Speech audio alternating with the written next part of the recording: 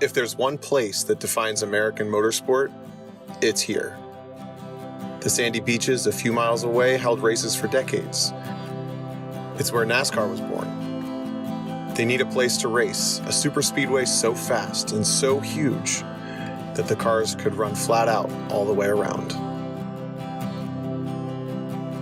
1 million square yards of earth was moved to create the banking. The void left behind became Lake Lloyd. It built the foundation of NASCAR.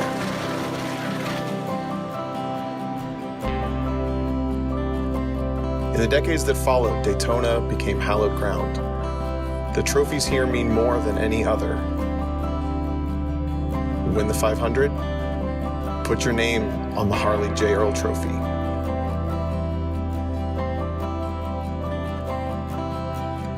Win the 24 hours and strap a Rolex on your wrist. The banks are not always kind. They're not always fair. And while Daytona wins bring a statistical highlight to any career, it's the losses that make it seem pointless. But for every untimely ending, there is a triumphant healing.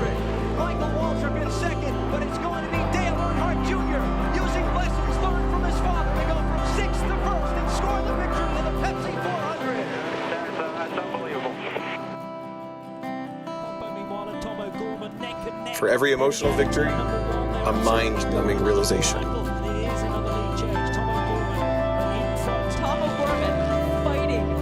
I won at Daytona. Won the last TCR race of last year, Road Atlanta, starting things off. The checkered flag waved for me.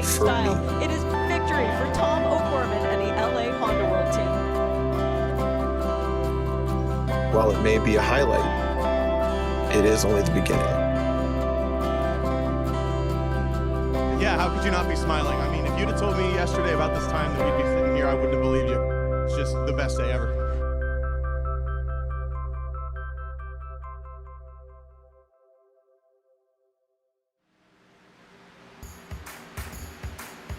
In sports, it's rare to find a venue that's older than the sport itself, with a rare exception for the stadiums that built the sport. The sands of Daytona Beach may no longer host auto racing the way they did in the 1940s, but the monolithic structure a few miles west has been a staple in American motorsport since 1959. The formation of NASCAR and the subsequent creation of the Daytona 500 have built history quite literally set in stone. It just feels right to kick off a NASCAR season in Daytona in February, and that's no different for the Outsider Racing League and iRacing. 80 laps under setting sun start a fresh new season in 2022. Hi everybody, Kyle Heyer joined by Finney and DeCuna tonight for the opening round of the 2022 Outsider Racing League from Daytona Beach, Florida. Finney, and welcome aboard. We love Outsider Racing League. We took about a year off and we're back for more, this time with a long schedule that will take us through July. But as with all things NASCAR in February, we're here in Daytona. Yeah, absolutely. Looking really forward, get really excited to get these guys back on the schedule. Just in general, get some stock car action back on Sim TV. And we got a new car, the Xfinity car, running this season instead of the next gen that Orel was running last season. And also with the return of that, a bunch of familiar faces. This is a fantastic grid we got lined up. Sure to be some exciting action here at Daytona. Really excited again, kicking things off in Daytona as always. Class B Xfinity car this season. It was the next gen car last year. Now we're doing the Class B Xfinity car, so speeds should be up just a little bit. The intensity will be there as well. And very, very excited to be with you for the launch of a brand new season here in the Outsider Racing League. Daytona Beach, Florida, population just about 70,000. The track opened in 1959, one of the first super speedways. Daytona is the largest single-lit outdoor sports facility. The lights cost about $250 an hour to run. Have a look at the weather on the right side of the screen.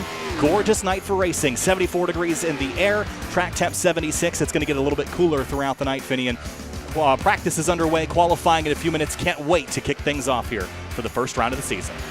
Yeah, absolutely. And this is going to be a big thing, too. A lot of you guys, imagine getting quite a bit of seat time with the next-gen car. That is pretty much the official Cup car going forward for NASCAR. But now they got to, and I imagine some of them probably have some decent amount of seat time in the B car, but they're going to have to really get used to things because it definitely drafts a lot different compared to its older brother.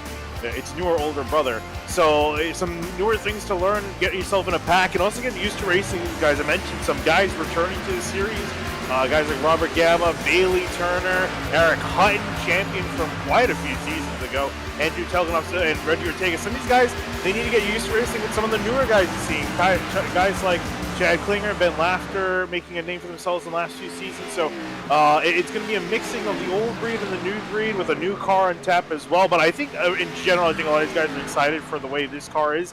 The drafting with the next-gen car, they've been updating it. It drafts a little bit better than before, but it was always a struggle. It was always really hard to start a pass and get things going. With this B car, though, it's anyone's game. Anyone, you need to get maybe 2 cars, 3 cars, and you can go to the front.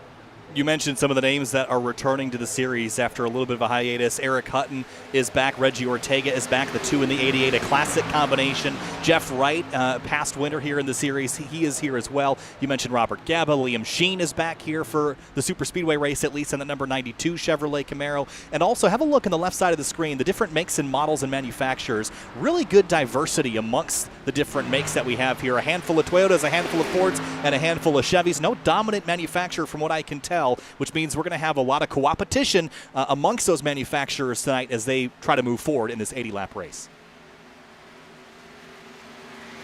Yeah, trying to see who we're seeing near the top of the standings. Garrett Hess in 00, a new entry for the season. Not familiar with his name, but already at the top of the standings. Not really that outright speed is going to matter. It's really just going to be a matter of how well you're able to draft with one number. Look at the 71 of Ryan Carwell down at the road. Yeah, this is our past champion from our 2021 season. Ryan Carwell comes in tonight as the reigning champion. He will be our in-race reporter. We'll talk to him before we get to the green flag tonight, so looking forward to that. Just shy of 30 drivers entered so far, and a couple minutes left for a few more stragglers to jump in. I think we just had one more. So this should be a really entertaining night. We haven't gone plate racing in these cars in a really long time. There's a lot to learn tonight. I think a lot of these drivers haven't driven this car in some time. And we'll also have Connor Horn tonight a little bit later as our kind of Larry Mack of sorts, kind of feeding us some stats as we go. But some things that he prepped for us for the beginning of the broadcast. Outsider Racing League has done 8 races at Daytona. There's been 7 different winners. And Connor is the only one that has won here more than once. Average of 4 cautions per race, an average of 24 lead changes. All those other races, though, were with the Cup car. Finian, what does that change about a race tonight? Yeah, I think you're going to see a lot more action out on the track. I think it may have a chance and maybe a few more cautions, just to the fact that there's more that these guys can do. These guys are going to be a lot less single file. Maybe through the middle part, we may see them when they're in the middle of the run, but it's so easy. Just a will of maybe a few cars can get you near the front if you want to make a move. The Cup car and the next gen car are a lot more stationary. There's much more of a tendency to get single file. So I think we could see some more action, maybe some more caution. But I think with this group of guys, you get a really strong field out tonight. I think the odds of caution are going to be fairly low, but you never quite know until the green flag drops. Another driver that is back this season, AJ Stravato in the number 33 Dirty Torque car. This is going to be an interesting driver to watch this season. Right behind him, it looks like he's got a teammate, and that teammate looks to be the number 20 car of Bryce Calusa. So these guys working together very closely already here in practice. There's the third teammate in the 64.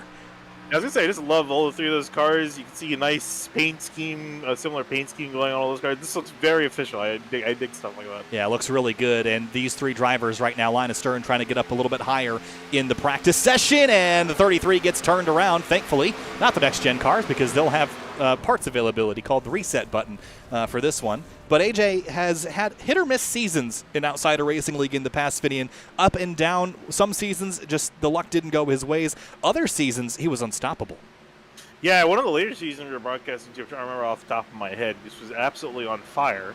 Was able to win. And remember, he had such a long dry spell of just not being able to get a win, just not really even getting good finishes, but was really able to turn it around in more recent seasons. Was essentially established himself as a front runner. So again, with the change in car accuracy, if we're going to see him back near the front, going to be a little bit of a different driving philosophy. I mean, also to talk about too is driving philosophy is again, this is going to be more of a thing when we go to the regular speedways, but these cars having more horsepower, less downforce compared to the higher downforce, low horsepower with the Cup and next gen car.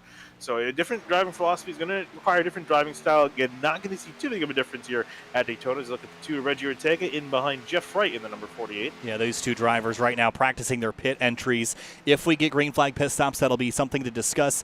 The next gen cars, now these drivers ran for a season. They have independent rear suspension, and therefore much easier to stop and slow down on the restrictor plate tracks. Here with the Class B Xfinity cars, though, you're going to have a lot more of a challenge slowing these cars down with that solid rear axle suspension, and with that, a lot of wheel hop slowing these things down. So if we get green flag stops, which we have done in the past, look out for that to be a problem. Practice is complete. We'll be heading into qualifying here in just a minute. Drivers will get 5 minutes and or 2 laps to lay down their fastest lap and finish an 80-lap race. How much does qualifying really matter? I would argue that it matters some. I don't think I would be super worried about starting mid or rear of the pack. I think you just want to aim for as high up the board as you can get. Yeah, I don't think so. It is going to be a lot more of a sprint compared to, you had 200 laps. I would say qualifying probably not going to matter at all. But for 80 laps, it's only 200 miles, and that may sound like a lot on paper, and on a road trip probably is quite a lot of mileage.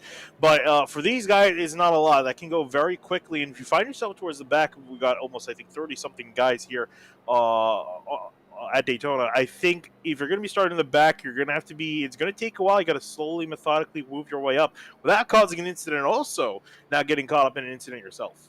Here is Liam Sheen in the number 92, sort of a restrictor plate ringer, if you could call him that.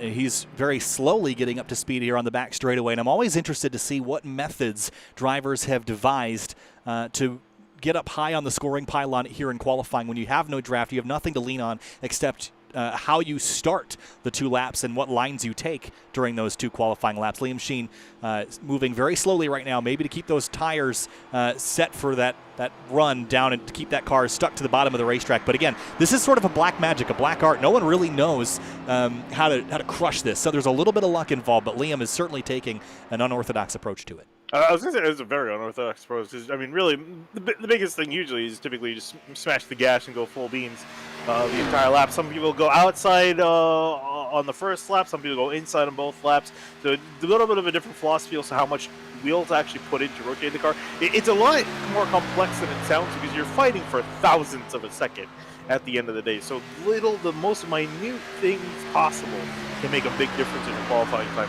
Look at the 25 starting his lap. Yeah. Here's Bailey Turner working up his first. 24. Yeah, 20. It should be the 24 car. He'll have that fixed up for us next week. Oh, okay. But, close enough. Yeah, Peak Performance Motorsports car. I think we're just going to go off what is on the timing and scoring to keep it as not confusing as possible. A couple of cars across the timing and scoring already here, Finian. First laps out for Jaron Weinmaster. This is a new driver here this season, but he's quickly eclipsed by James Watson in the 39. Yeah, Watson immediately going to the top in his Ford Mustang, number 39. So a lot of newer names towards the front. Ricky Williams also. And then number 5, a lot of the newer guys getting their laps in early. Yeah, a couple drivers taking a very slow run. Here's Liam Sheen now beginning his second lap. And off into turn 1. So he was by far the slowest on his first lap, a 55.152. But this second lap, this is where it counts. Yeah, this is the bread and butter for Liam Sheen Super Speedway track. So I definitely keep an eye on him, look at what he's doing, and seeing how these guys adapt to that. So out on the money lap, lap number 2, going to be the fastest for pretty much everyone.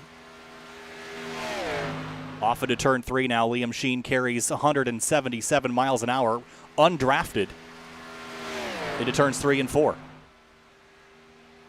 And keeping that car nice and glued to that double yellow line. Don't want to clip that line because then you lose some speed, but you want to get as close to it as possible. Shortest way around the track, coming back towards a trial. Well, let's see where he's going to end up.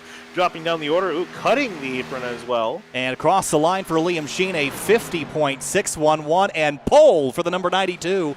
He'll sit on the pole here as it stands by 22 thousandths of a second. And with that, we're going to head over to opening ceremonies for the first round of the season for the Outsider Racing League here from Daytona.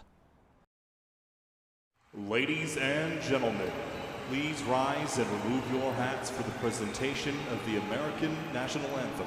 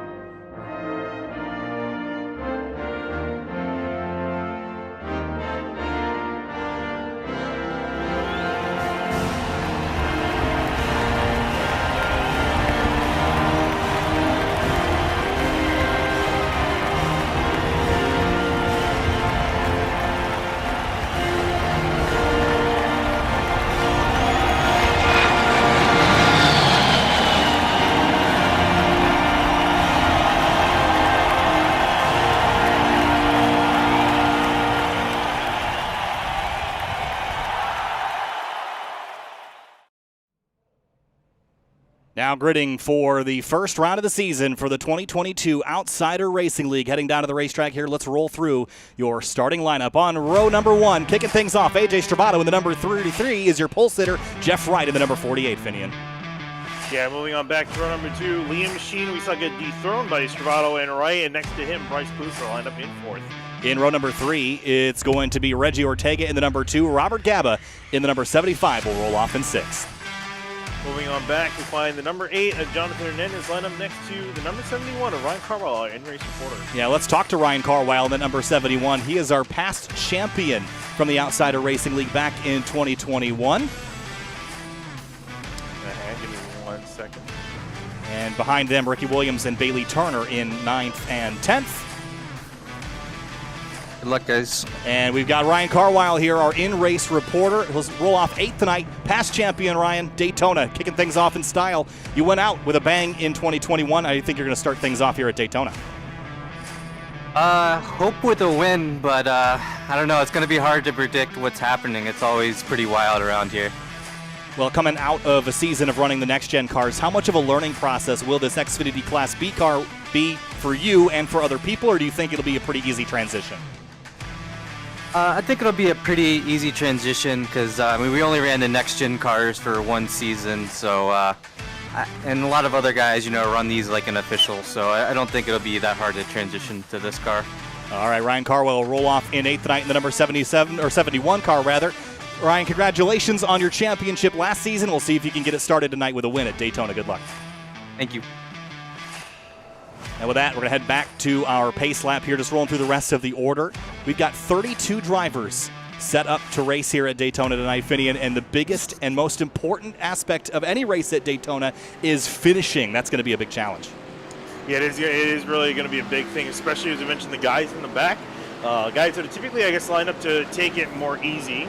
We'll see what they're going to do to, they're going to keep themselves for the back. In fact, if you're going to see guys in the front, if they're going to meet their friends up near the front, they're going to drop the back. There'll be guys from the back trying to go to the front. You do have an okay amount of laps to get to the front. It's not a whole lot of laps, not too few laps. It's a matter of getting yourself situated to get yourself to the front. All right, we've got Connor Horn joining us tonight. He'll be our third reporter tonight, taking us through the parts and pieces and the strategy involved in this race. Connor, welcome aboard.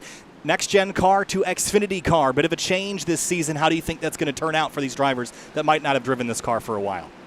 I think it's going to be a much bigger challenge. I've seen a lot of drivers think that the next-gen is a little bit too random at times, and you almost don't feel like you have control about it. So it would have been a very difficult season going from the previous version of the next-gen car to the one we have now. But going to be Xfinity cars, it's going to be a little bit, still going to be difficult, but a sort of a different challenge. You're not sort of fighting randomness and how the car reacts to a certain turn or a certain slide. You're going to have control over a lot more than you would in a next-gen car, and it's going to be interesting to see which drivers rise up a challenge. Are we going to see the guys like Ryan Carwile and Jeremy Miller stay at the top and fight for the championship, or are we going to see some of these newcomers in the field maybe rise to the top and provide a new challenge for those guys? It's going to be a fun season. Xfinity cars, one of the more fun tracks, one of the more fun cars, on the service, and it makes for a lot of good multi-groove racing because of a low downforce and the high motor. So it should be a blast for sure this season. Time to go racing here. 80 laps for the Outsider Racing League at Daytona. Green flag in the 2022 season is underway. We'll bring it back at lap number 2.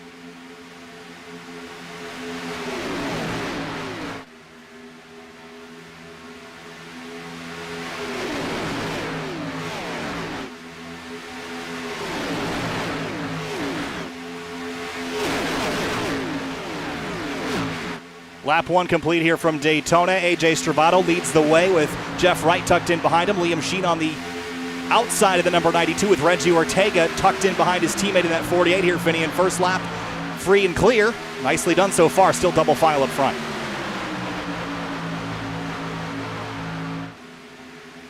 Down the back straightaway now. We're going to head Stravato on the inside, Liam Sheen on the outside, getting a big push from the 20 of Bryce Calusa, and the car slips, the 48 car. Jeff Wright goes spinning to the inside.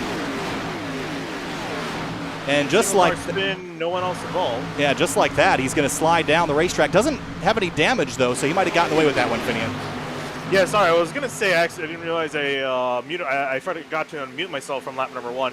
What I was going to say, of note, Chad Klinger and Jeremy Miller both starting for the pit lane, both had a roll-off in pit lane about half a lap behind the rest of the field. They're trying to catch him now. I know for Jeremy, he was with you, Connor, trying to get into the Podium Esports Series. I'm not sure if, I think Chad Klinger was also involved in that attempt, if I'm not mistaken. Yeah, me and Jeremy were able to make it to the show tomorrow. $1,000 is perfectly we're fighting for. It's pretty good, but yeah, focus is on this race, and that was very dicey. Wright got spun there. He doesn't have the best record here, but no damage. He should be able to continue. Miller's going to be about a lap and a half down, but also he gets to continue. It's been very dicey so far.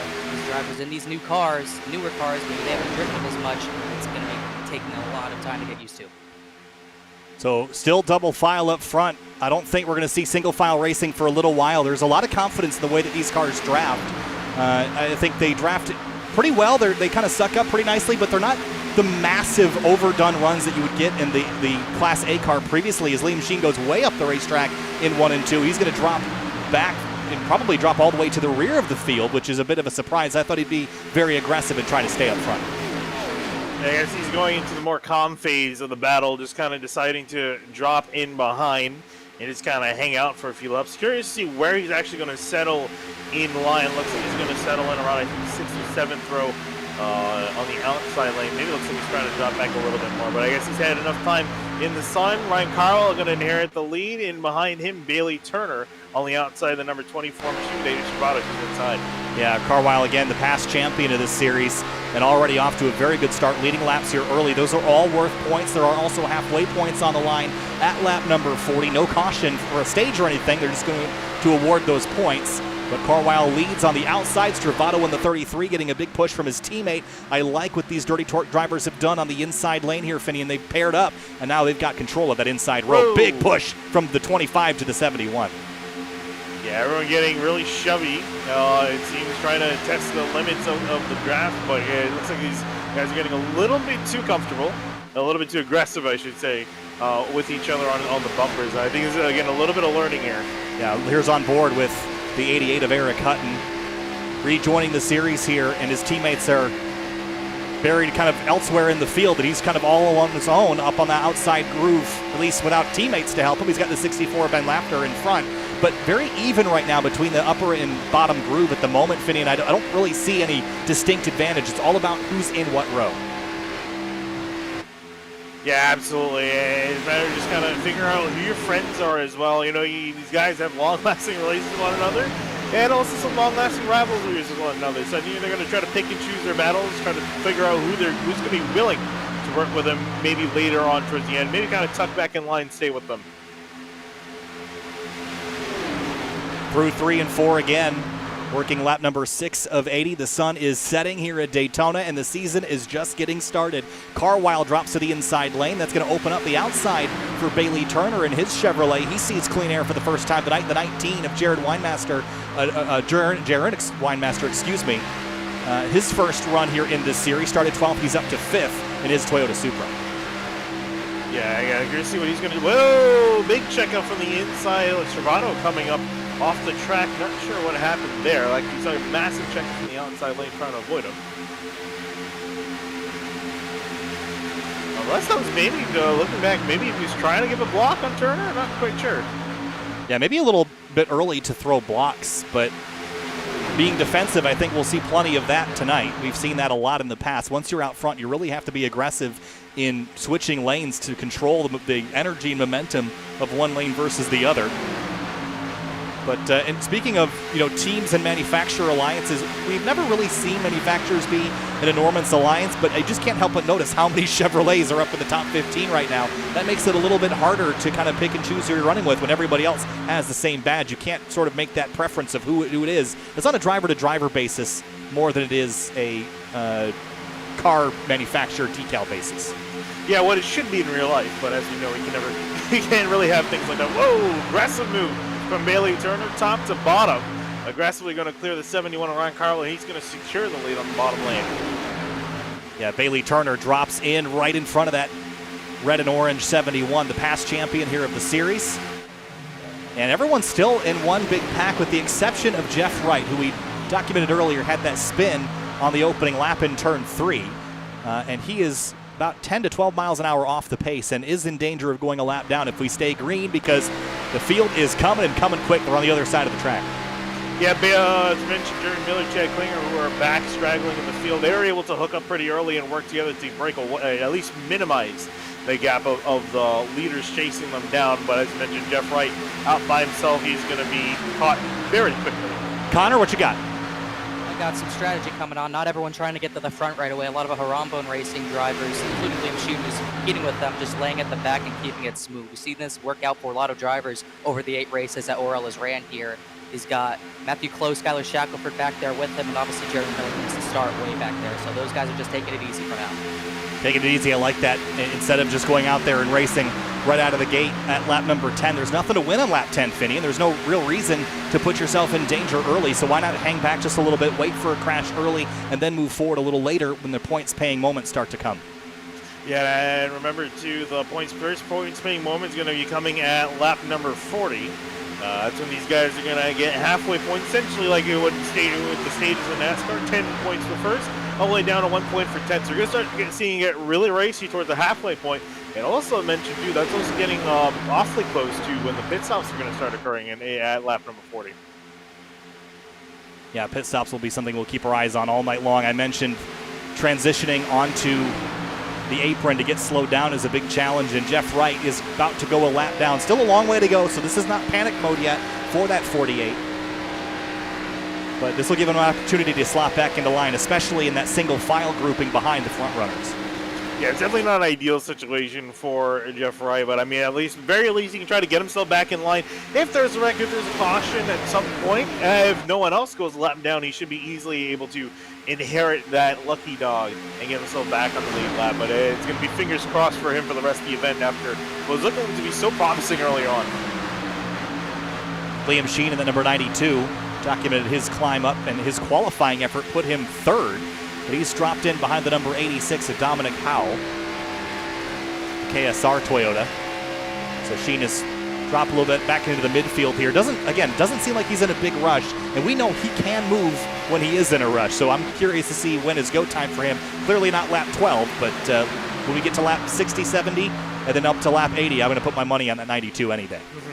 I definitely would too. Jeff Wright actually dropping to the bottom, so he's just trying to get himself way out of everyone else. He knows that these guys are, doing their own strategy, own stuff, trying to get to the front. So he's just trying to stay out of everything and drop to the back of this lead group. I also wanted to make a little bit of a correction on what I said earlier. They actually made an addendum for this season.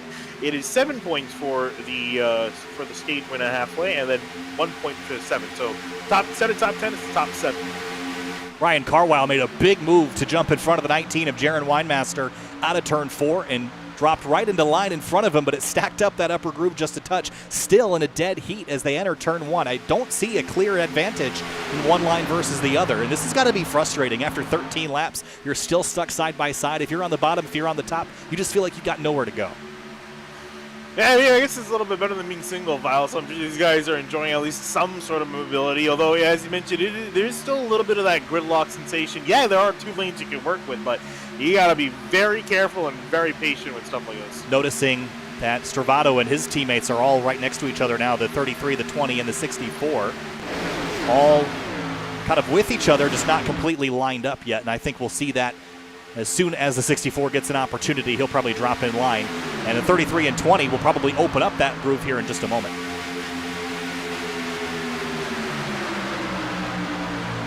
Really am curious he's going to open up that third lane, but as you mentioned, people are just being a little bit patient. There's only lap 14 of 80, still ways to go. And Bailey Turner jumping to the top side to defend from the 71 that opens up the bottom lane for the Dirty Turk guys to open it up and try to push their car to the lead.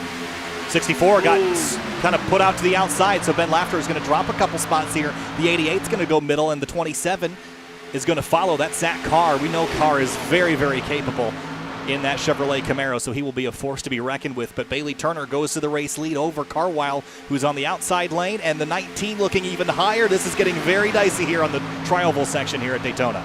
Yeah, they're all trying to push the momentum, but they only really get a good amount of momentum coming off the corners, and then that outside lane starts to kind of die a little bit, and then they have to kind of gather themselves back up in the corners, but weren't quite able to gather themselves back up. It's Dirty Torque Racing guys up in the lead.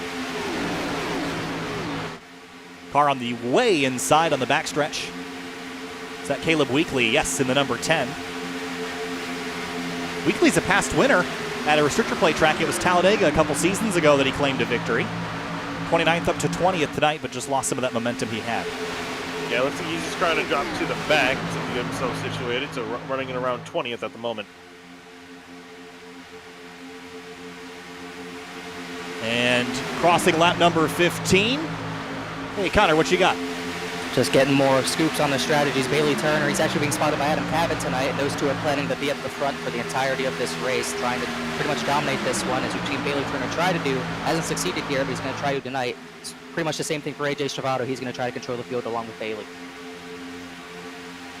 So controlling the field, controlling energies, that's something that Dale Earnhardt Jr. was all about, was very good at back in the Gen 4 days. You see Stravato jumps in front of that 25 car now. But controlling momentum and controlling pace. What line do you choose and where? And there's that 25 back to the outside lane now off the bumper of the 71. And the two teammates, Stravato and Calusa, lined up on the inside row again. Yeah, they ended up doing a little bit of a switcheroo as Stravato was just trying to work his way around Bailey Turner. So they've been constantly swapping back and forth for position, but it's really been a shuffle around three positions up in the front between Turner, Stravato, and Carwile. Other than that, no one else has really gotten quite a bit of a taste of the lead. As I mentioned, there's not quite too many places to go at this point. Ricky Williams has that lovely paint scheme in front of him. That's a very unique coloration on that number 5 car. Kind of dig it, very different. The Schneider electric car. Looks very unique. There's the 9 of Brian Chambliss on the outside lane. He's got Liam Sheen behind him, who's beginning to move back forward again, and that's something I think we expected to see, as the Chevrolets and Fords have most of the top 5. Winemaster in that 19 car, the highest running Toyota, and only one of 2 in the top 15. Yeah, a lot of the Toyotas hanging out in the back, especially the number 50 of Casey Lakatos and 15 of Alex Bell, carrying the flag for Sim Motorsports of relation. And Carwile's been really good up front. He's really come a long way in this series in particular. Got his first win that I can remember back at Charlotte, was it 3 or 4 seasons ago? And since then, yeah, I think about. He's really gone on a tear, and that culminated in a championship for him last season. So leads the way right now, and as we've completed 17 laps, he's led 6 of them. Bailey Turner, to his left, has led 7. Pretty much dead even, and now I think they're going to tie that number right now. Slow swaps back and forth between them. But yeah, for Carwile, really is not too big of a surprise. Really consistent driver, and that really does matter in the grand scheme of things. Just not being the most flashy guy up near the front the most, just having solid, consistent runs week in, week out can easily get you a championship, and that's exactly what he did. And I expect to see something similar from this season, but already trying to start this race off with a win if he can keep up there. Big push from the 19 and 3rd. Gave Ryan Carwile a big shove off into turn 3. And while this group runs kind of double file up here, there are a group a little bit farther back. This single file group is purple on the timing and scoring. They're running very quickly, single filed out like that. I think there's something to be said about conserving your energy, your car, your front and rear bumpers for later in the race when you need to use them to kind of chrome horn your way through the field at the end. And these races kind of do look like a short track race by the end of this thing with how beat up cars get. You got to take care of your stuff, and you don't want to put yourself in harm's way. Yeah, that's really the main thing. I mean, they're in the back. They're not really fighting for anything at the moment. They're just trying to wait for the opportunity. Really, what they're waiting for is the guys up in the front wrecking themselves, and they can easily nab those spots. And really, we're not going to see probably a lot of those guys hanging out there. Guys like Mitch Welker, Alex Bell, Casey Lakatos, David Mott Jr., Ray Massey, all those guys. Quite a few big names in the back, and they're just kind of hanging out for the moment. Carwile leads at the quarter mark. We're halfway to halfway. And man, we've been clean and green so far, Finian, but when something happens, it's going to be a huge one. There's just too many cars in too small of a space. That makes me very, very worried. Yeah, it always makes everyone really worried. But so far, so good. Everyone's been pretty respectful. A few aggressive bumps early on, but it looks like things have kind of sorted themselves out. Should note that Chad Klinger and Jeremy Miller run way at the back. Connor talked about these guys a little earlier, but they're not making very good speed right now. Yeah, no, again, if you're just joining us in, wondering why these guys are at the back, I know for Jeremy Miller, he definitely was trying to attempt the Podium Esports race with Connor Horn. I almost want to believe Chad was in too. So they came in a little bit later, and they luckily were able to at least start the race. However, from pit lane, they tried to hook themselves up early on, but just no real progress. And I was going to say, I was sure we were going to try to wait for them to come back around, because there are quite a few ways around. They're 37 seconds back from the leaders, and very close to being lapped. On board with Brian Chambliss. Speeds have come down a little bit. We're not quite cracking, 195, 197 that you would kind of get in a single file draft. We're kind of just nipping at 190 right now on the straights. There's 192 off into turn 3. But I'm led to believe that these drivers are pretty confident in how their cars are driving, because we've gone 22 straight laps side by side up front. We have not even seen a big scare other than Jeff Wright on the opening lap. I think these guys are feeling really good. I think the question comes when people are not so satisfied with their current running position, how violent is it going to get when people start moving around and try to go forward rather than just laterally? Yeah, we're going to see a little bit of a glimpse of that when it comes to lap 40 halfway. Points awarded to the top 7 on the running order. So I think we're going to see it get a little bit antsy around that point of the show. Maybe not. You could see guys just kind of just not thinking it's worth it, trying to cause a wreck just for a couple of points and save their stuff to the end. But definitely towards the end, where you're going to see guys already starting to make some moves here. We see number 19 of Winemaster take the lead. Eric Hutt now open on the top lane, trying to see what he can do with the 27 in behind. Yeah, Zach Carr just had a big moment going off into turn 3. Have a look at this. Watch the 27 right there. Slides down and corrects. Has a big moment. And that doesn't look like a lot from outside the car, but I can promise you inside it's pretty wild and violent as you go off into the corner. Connor, go ahead. That's pretty much perfect timing. A lot of drivers complaining that the car's getting a little loose, especially in the corners. You see a lot of these drivers jostling around. Jared Winemaster is one of them. Zach Carr was complaining about it as well. A lot of these drivers not stable on the entry. That's something different from the next-gen car. Just not as much rear stability into these corners. It's starting to bite a few drivers. Yeah, the rear stability clearly an issue. It definitely doesn't help when you got a car shoving your front bumper skyward. Hutton getting a push from the 27 off into turn 3. Here comes the 19 of Winemaster to lead a little bit. Yeah, and these guys do have, I should mention, these guys do have 4 sets of tires to work with, so they have plenty of tires for the entirety of the race, should they need a change. I imagine we're probably going to see everyone get 4 Mr. Feelgoods down on pit lane, because you might as well, because you're going to pretty much have to take up a full tank of gas. These guys also feel limited to 80% fuel, just want to mention that, so they seem to come in a little bit sooner than we would normally expect. Yeah, Connor, what's the tire situation like here? I mean, we haven't run these cars in a little while. Is taking tires worth it, later in the race, or is it really just something you have to do as a formality? I think in this first run, you might see 2 tires at the most. I don't think you're going to be taking enough fuel to warrant 4 tires, but you might see it just because we see how unstable these drivers are on the long run. So I think at least on their second pit stop, if you get a second free-flight pit stop, you will be taking tires. I'd be shocked to see drivers not take 2 here, though, because of how unstable it is right now. But tires shouldn't be... It shouldn't be 100% certain that you take them, but looking at the racing right now, I think it's recommended. Yeah, I'd say I'd kind of echo that with how much rear movement we're seeing in these cars. That's only going to last for, another 10 or 15 laps before that starts to get unmanageable, especially when you're dealing with, feet or even inches later in the race, Finian. So, I said these drivers look confident. I think they look confident in terms of their racecraft. Their tire degradation, though, that'll be an issue a little bit later when you start to heat up those rear tires. Not something you typically have to think about, but again, we're running pretty quickly here, and after 25 to 30 laps of running 200 around Daytona, you got to start thinking about not how much those rear tires are wearing, but how much grip they're going to provide you late in the run when you need it the most.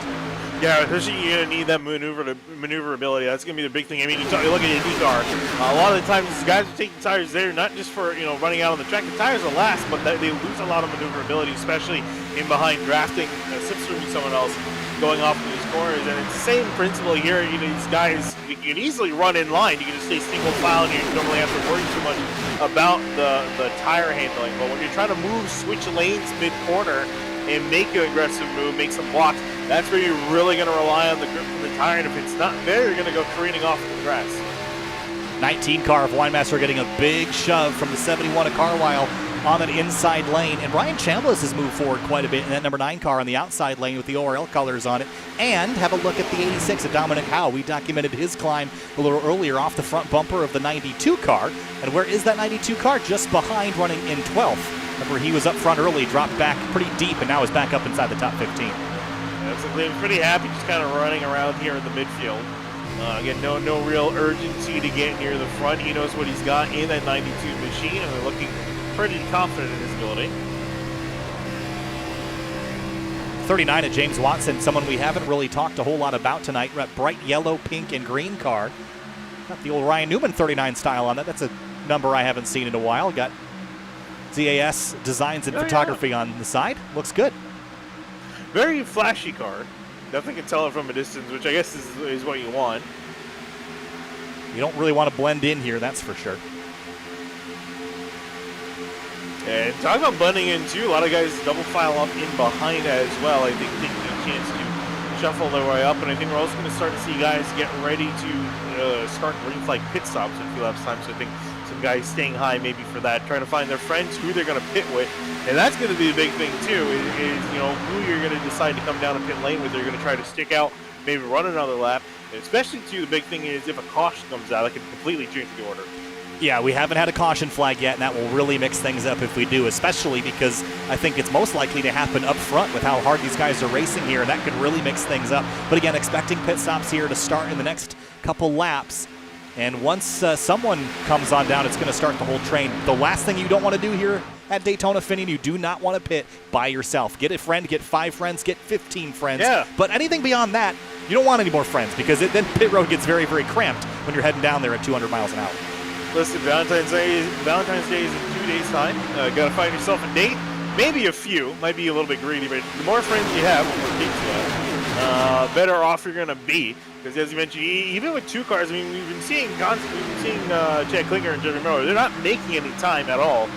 Still in their 2-car tango, they're losing quite a bit of time. So you're going to want as many people as possible to come down with you.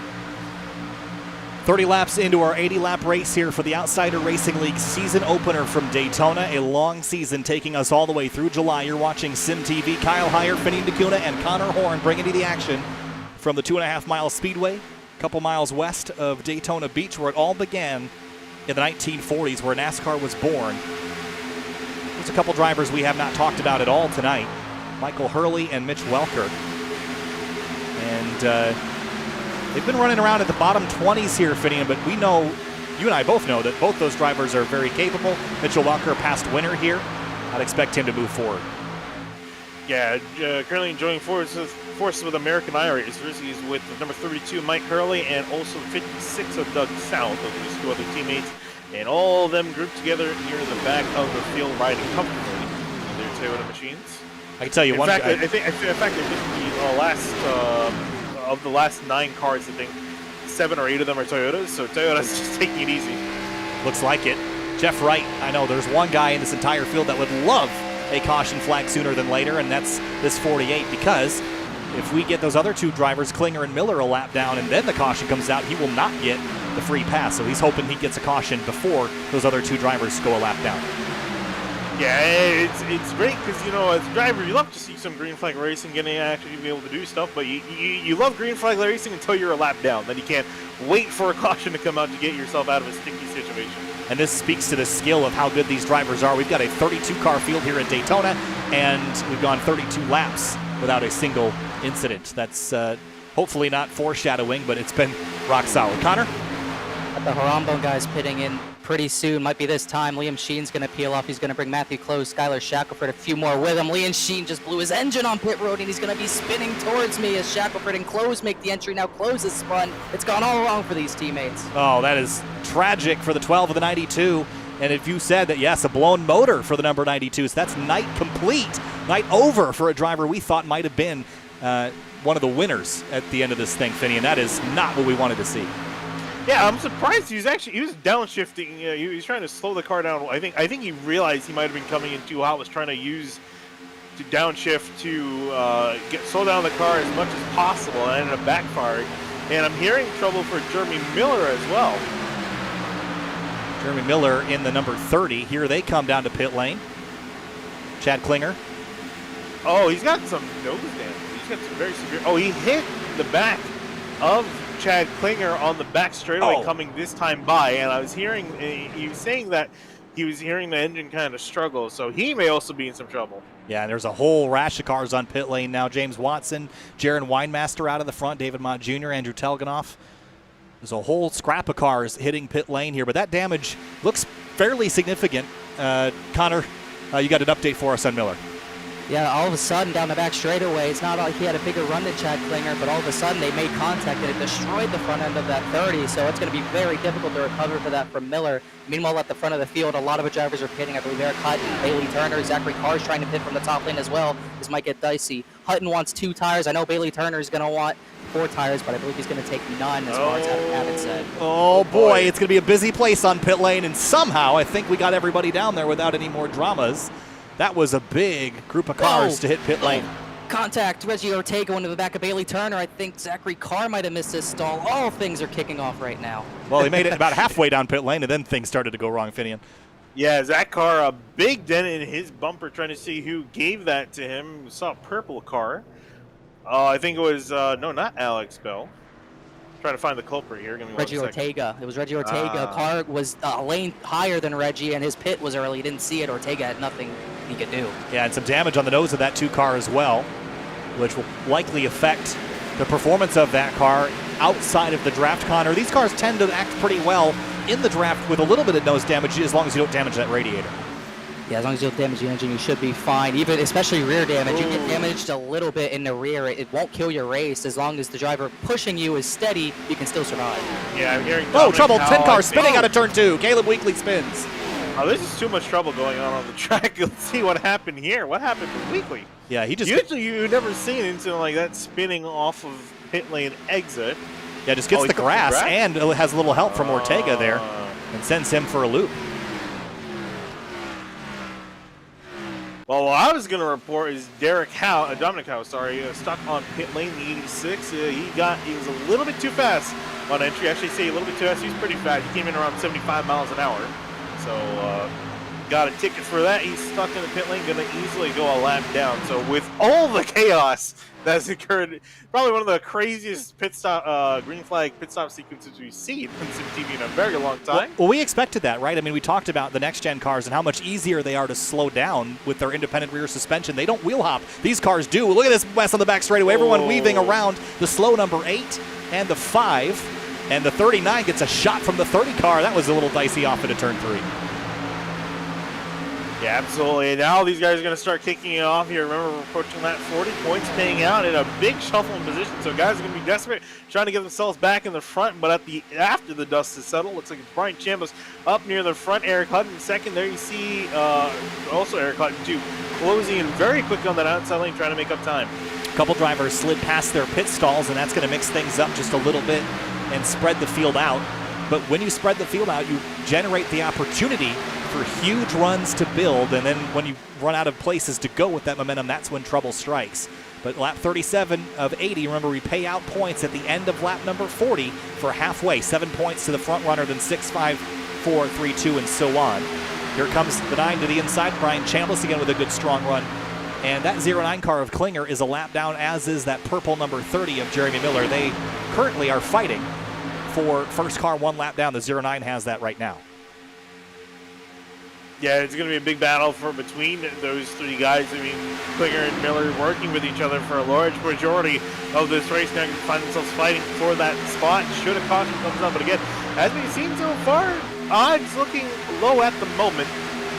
Again, but it may start to increase here in the next lap or 2. Things are going to get very spicy here at the front when we start seeing drivers move around. I think the 09 and the 30 could be a wild card here, though. They're not fighting for the same things that everyone else in this pack are fighting for, so they could be kind of a roadblock in this mix, or some drivers could use that to their advantage and stick other drivers, get them stuck behind them, because they have no real incentive to get out in front of this pack. They just have to race each other. Welcome back, Connor. Got some news for us? A little bit more like drama, if anything. I don't know if y'all saw the stack up down the backstretch with Jeremy Miller, Bailey Turner, and a few others, but Bailey Turner wasn't really happy with him, calling Jeremy an idiot. Jeremy ran up on the pack and kind of just hit the brakes and almost turned into Bailey Turner. Turner not happy with the 19 of Winemaster as well, probably because of the damage holding the pack up possibly, but Harambo and I think Sad Boys is their name, not really getting along just too well as Miller hangs in the pack with his damage. Yeah, so tempers already beginning to rise here as we get towards the halfway point. That's just going to continue until it boils over at the very end. Hutton to the outside in front of the 25 Turner. Here comes the 9 of Chambliss to the inside with help from that lap down car, the 09. And they're approaching the lap. Sorry, I think you just mentioned that they're approaching the lap car of the 86 of Dominic Howe. So this is going to get spicy here because in one lap time they're going to give out some points. See how aggressive they're going to get in the front. 1 to go here to give out those halfway points. Lap 40 of 80. And there's a lap car up the road. Are they going to have to go 3 wide into turn 1? This is going to get very, very close and very dicey. The 86 car, as you mentioned. Ooh, that's very tight. And Bryce Guso not too happy with how close the 86 was off the wall. So a little bit of concern there. But on the back straightaway now clear of immediate danger. Let's see who's going to be shuffling for position. Yeah, the 25 wants to go somewhere, but no place to go. Here comes the 9 with a big run from the 09, pushing him. Into turn 3, Chambliss has the nose ahead. Can the 88 of Hutton get a shot from Turner to push him forward out of turn 4? Coming back to the halfway points. Who's going to start out the season leading the points? Is it going to be Chambliss or Hutton to the line, side by side? Here they come, and I think Chambliss will get the 7 points at leading halfway. Yeah, that was by 22 thousandths of a second, so very close at the line. Chambliss going to pick up a beautiful 7 points to his name, all the way down to 1 point, I believe, for Robert Gava. Whew, boy, that was only half the race. We've got 40 laps left to go. And there's a couple cars in here that we have not yet seen today. One of them, the number 3 of Andrew Telganoff. He started 21st. He's up to 5th and in this mix for sure. Yeah, he's been very quiet. Hanging around mostly in the top, mostly outside the top 20 or just inside of it. Now finding himself up near the top 5. He knows that it's about to be game on, so he's getting himself closer and up near the front. Telganoff looks to the right. No help going with him, though. He's got Miller behind him, who is a lap down car. And again, being the first car 1 lap down is only a good thing if there's a caution incoming, and that caution's only useful if you're not in it. So there's something to be considered for the 09 into 30 as they continue to battle for that spot. The 88 drops in behind the 9 for a moment. Now with a huge run on the outside. That's the advantage of that upper groove finning, is the momentum you carry, not having to turn the wheel quite so much. Yeah, exactly. And a lot of guys will probably start trying to go in that outside lane so that way they can make some moves trying to happen as we get later and later on into the run. Lone Toyota in the top 15 is that of Jaron Winemaster in the 19 car. He's got no friends, and that could prove to be tough, but he's been very stout up here, even on his own. But we haven't really seen anyone be incredibly aggressive with maneuvers to control their lane. They kind of get up front and then they stay there, Finian. Once you get out and clear of that other line, you have to be willing to throw some blocks. We're not quite there yet, but I think drivers are going to have to start experimenting with that. We haven't really seen anybody get out front enough to learn how much they got to check that momentum. As here comes Turner with a run to the outside of the 88, almost went for it. Yeah, I'm not sure if he was even trying to go for it. Maybe he was trying to block the number 3. Maybe since Telganoff was getting a run in behind him, was trying to, dissuade him of any potential attack. That was a little bit weird there. That actually almost ended up clipping the 88, but looks like they're all settled now. I wonder how much of that is also poking out to get some air into the engine as well. You're tucked in there so tight, not a lot of room to let air. Whoa, the 3 and the 09 almost make contact on the front stretch.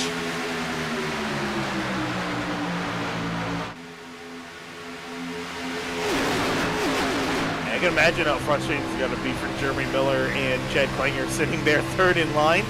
They in both low rows, but nothing really they can do except kind of just sit for position and pray that a caution comes out. You look at Zach Carr in the middle of all this mess, stuck in 8th. That car's been pretty quiet, a little too quiet. Connor? Pretty much what Finian just said. Jeremy Miller and Chad Klinger fighting for that lucky dog spot. Talked to Miller. He said he's trying to do everything he can and will do everything he can to get that lucky dog spot. As you see him sort of get that position for a split second, but can't keep it. We know how aggressive Jeremy Miller is at these plate tracks. He's got 2 wins, 1 at Daytona and Talladega each. because of his aggression, he's going to have to be very aggressive if he wants that lucky dog to stay in this race. Yeah, currently 26 cars on the lead lap. You have to be wondering if you're Jeremy Miller, who's known as, anointed himself the plate goat. If you're stuck a lap down with, 35 laps to go, there's going to be a point when you start to get impatient and you're starting to worry that you might not get that caution that you need, Finian, to be able to then restart the race at the back of the field and have to drive through them all over again. So the clock is ticking. Even though we got 35 to go, I think Miller's already starting to feel constrained. Yeah, I'm not too surprised either because the laps are starting to wind down, and we already just eclipsed halfway through this race. We go green all the way in, this race can be done in less than half an hour, so that's not a lot of time to get himself back on the lead lap if he doesn't get this lucky dog. And then again, all assuming a caution does come out, which we got over half the race distance, and other than that spin from Jeff Wright, no real signs of a caution. Yeah, there's the 10 car on the outside. He was probably the closest to getting us the yellow flag right after the pit sequence. See some damage to the rear of that car. That did not come from his spin, but that was from the contact that he had with Reggie Ortega. The 86 car pops out of line to the outside. We're 3 wide down the back straightaway. That 86 car is a lap down, and he's another driver going for that lucky dog spot. Yeah, he's got a head full of steam, and we talk about guys doing everything they can to try to get themselves a lucky spot. So we got a race within a race, seems here. You can see right there, that middle row, all 3 of those cars lined up. The blue car on the bottom, Chad Klinger, purple car of Jeremy Miller in the middle, and the white car on that third lane on the outside. All 3 of them fighting for the lead to get themselves back in the lead lap if caution comes out. It's absolutely incredible that they're all duking it out near the front. I'm sure the leaders are probably not too thrilled with this because they want to get themselves some actual racing spots. Yeah, it's frustrating as drivers on the lead lap that got to navigate around these guys, but they're just trying to earn back the spots that they think they should have. And when they're 3 abreast like this, if the caution comes out at any moment, one of these drivers could be promoted to lead lap and then have a chance to win the race. And we haven't seen a lot of cautions or any so far. So how can you count on a bunch at the end? You've got to put yourself in position so that if we get that one singular caution, you're the only guy that gets that opportunity to go for the win. Yeah, big thing though is you have to make sure you yourself are not cautioned when it causes up, and then all your work's going to be for naught. Connor? Still more frustration at the front. Miller's getting really frustrated with Andy Teleganov, actually, saying he can't hold a line too well, really costing him. He's also not pushing as well. Sort of those HBR guys kind of upset at Chambliss and Teleganov not pushing as hard as they maybe should in their opinions, and Miller's getting frustrated because he's losing the battle for that lucky dog spot right now. So a lot of frustrations. Again, we mentioned tempers beginning to rise. The closer we get to the end of this race, there is more traffic up the road for these drivers to navigate as well. And that could really throw a wrench into things because the drivers that are unwilling to back out at this point, probably not the leaders. It's going to be those lap down cars in the mix that can't afford to spend any more time back here. They're going to try to shove their way through as quick as they can. And when that lap traffic comes, it's going to get very interesting at the front of the field. Closing in on 30 to go, Finian. Yeah, laps are starting to wind down very quickly. And you almost have to already start thinking about when you're going to make your next pit stop because looking at the laps to go, if you pit now, you can go all the way to the end here. So within the range of our final pit stop occurring, as you can see, lap cars on the top, Matthew Close, Bryce Palusa going a lap down, stragglers that lost the pack after that first set flag pit stop. So they're now joining the group of drivers, all fighting for their spot to get a chance to get back on the lead lap. Yeah, 14 laps ago was the last stop for our leader, Eric Hutton. And when you're trying to split this up a little bit, it's not so much about the tires, in which case you wouldn't want to pit yet. It's about the fuel, in which case I would pit soon and then I have to worry about it. The other thing you don't want to do, though, is you don't want to get trapped on the other side of a caution. And with things getting so spicy, I don't think you want to be the first guys to pit. I think you'd probably rather want to be the last.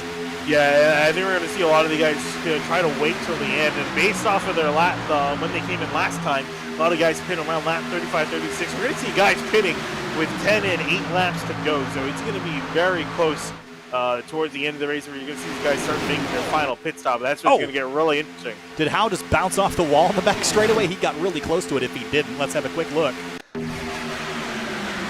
From the 27 of Zach Carr, we'll ride on board here.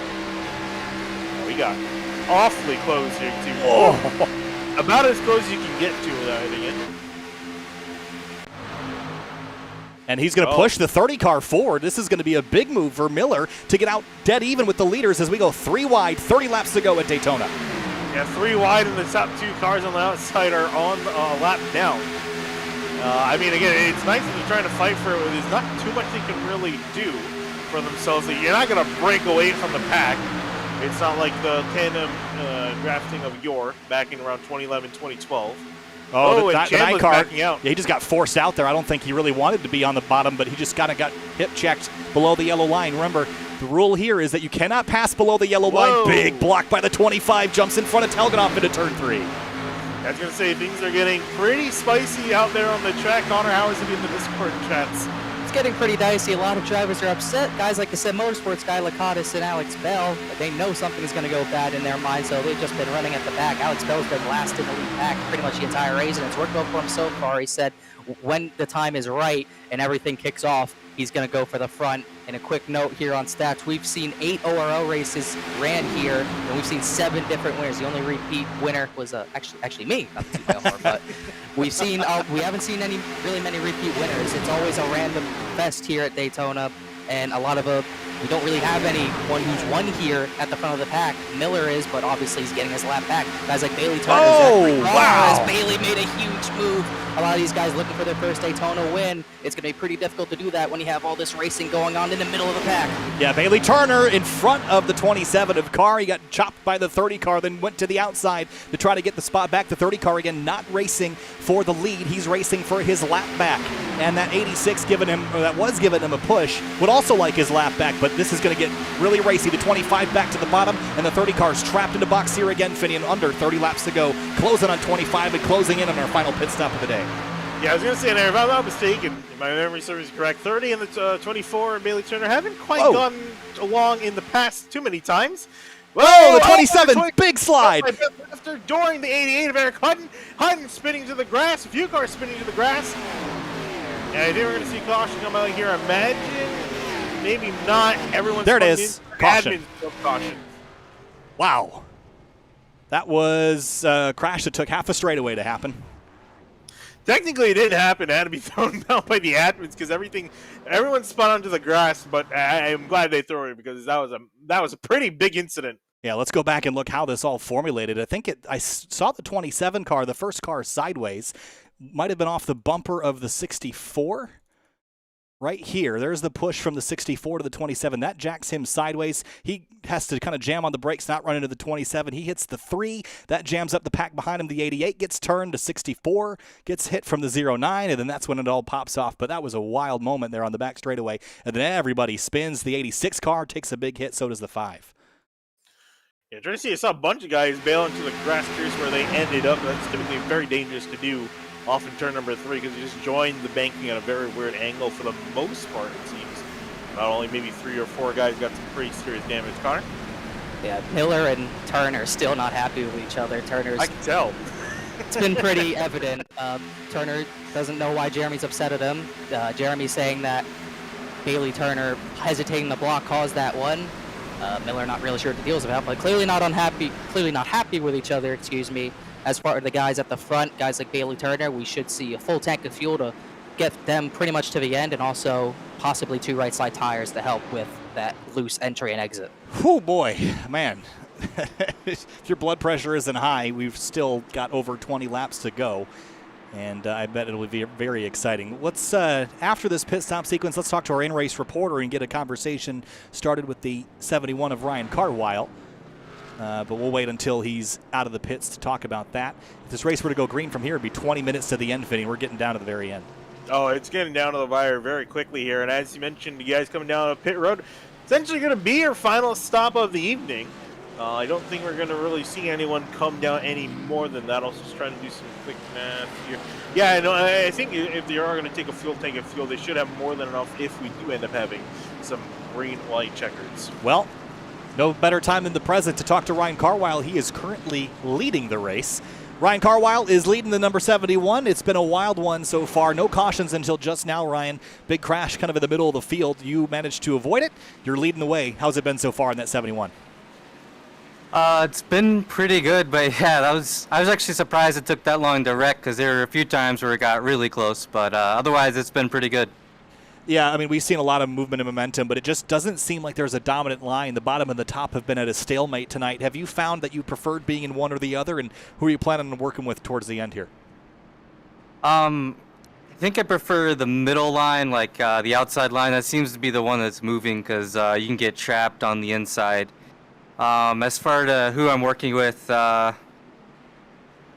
don't know. It's gonna probably be lone, every man for himself. So we'll see. Every man for himself, Ryan. Best of luck to you in the next 25 laps. We'll see you later. Thank you.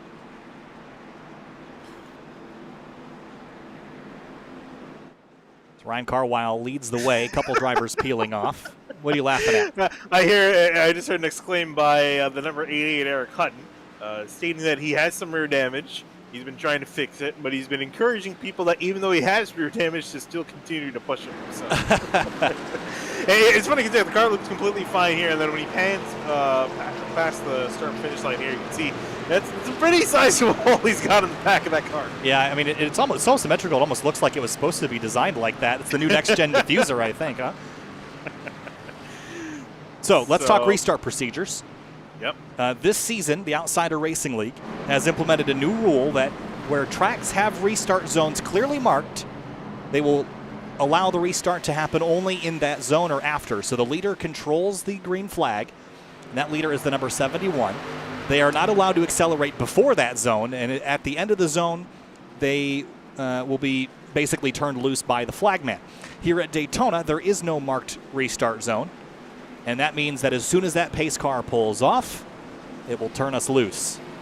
Yeah, I'm surprised that, I'm just thinking about it, because they just released a refresh for this track, both with the laser scan itself and a graphical refresh. I'm genuinely surprised they haven't put a Geico restart zone.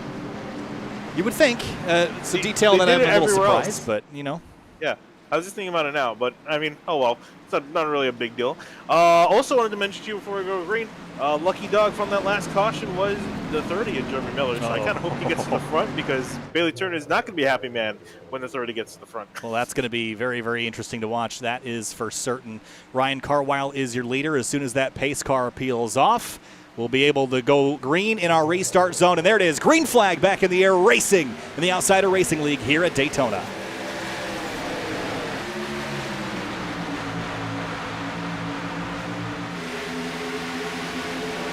Carwile spent no time waiting around. He went as soon as he could. And it didn't get him very far. That's just the nature of restarts at play tracks. The 24 Bailey Turner got a very poor restart. 9 of Ryan Chandler's gave him a bump because the 24 is just kind of sleeping, not sure if something's wrong now. And it actually is going out for a pass. Here comes the 3 car to the middle. Andrew Talganoff with a big run. The 39 and Watson pushing him forward. The 27 and 27 and 9 working together. Now the 25 car is stuck 5th in the middle line. And Zach Carr bailing out of that and also allowing the 9 of Chalmers to get back in line. Oh, trouble. The 30 car. No. Miller smashes the inside wall. Big crash. And the 09 with him as well. Oh, and it's his friend, Chad Klinger, who we were trying to work with earlier on. They found each other yet again. This time Miller on the lead lap and caution being thrown for that incident. There's the caution flag for Miller. Oh, and both of them victims of that incident. This started coming off in turn number 4. Watch Mike Hurling, the 32 up top. Oh, comes down and, that is just bad luck. Oh, and a hard hit. Yeah, both those guys are done. Watch that on the left side, that Hooters car. Move, yeah, right there.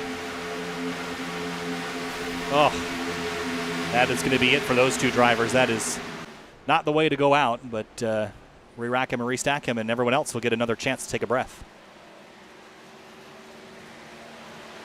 And if Howard's going to kick off, we're going to have to wait a few more times. This is going to be interesting because it's just that many fewer laps for these guys to work with, trying to get up to speed. We're going to restart with under 20 to go. Connor, how much does that ratchet up the intensity now that we've had our second caution? Well, it's ratcheted up the hostility, no doubt about it. Or telling Michael Hurley there, great job, sarcastically. I missed NASCAR. I missed it. This is Outsiders, not NASCAR. Big difference. I'm hustling down to the 30 crew to get a word. But yeah, Miller's very upset. Kind of looked like he thought the 32 kind of did that intentionally. Not sure if that was the case, but what happened, and it's unfortunate for a guy like Miller. He worked so hard to get back on the lead lap with the aggressive moves he was making, and it was looking like coming down to about 20 laps to go, he was finally ready to make a move to the front, as we've seen him do so many times. It just wasn't meant to be tonight. All right, Connor, go ahead and go grab him and bring him up here if you can. Would like to have a word with him. Or I'm gonna try to find him. He's running away from me. I'm trying to get to him. So we'll wait for that. That'll be a fun one. Yeah, I was trying to see who is the free pass recipient of this caution. Well, it was probably going to be the 09. I think my best guess would have been Dominic Howe, but Matthew Close has scored ahead of him a lap down. I think it should actually be Matthew Close when they come past the line, because now is when the first set of green flag pit stops comes. That's when it's given out. And yep, looks like he's waiting for the go ahead. No.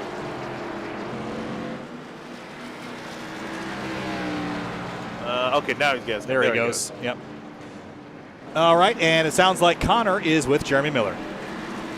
Oh, Jeremy, I mean, you worked hard to get to this race first off, and you were a lap down. You fought your way back with aggressive moves to get back to the lead lap. Looked like you were finally making your way up to the front, and then what happened off of turn 4 looked unfortunate. What happened from your view? I was just bottom of 2 to my knowledge. Apparently there was a guy all the way up there, and he just turned left on the car in the middle, and we caught the inside wall. Feel bad the yellow came out. I was kind of just angry. I didn't realize there's people that far behind the pack, but it's just, Bailey Turner's a chump. I mean, he's nothing but a chump. Just racing us way too hard for no reason, blocking we're 20 miles per hour faster, just an absolute chump.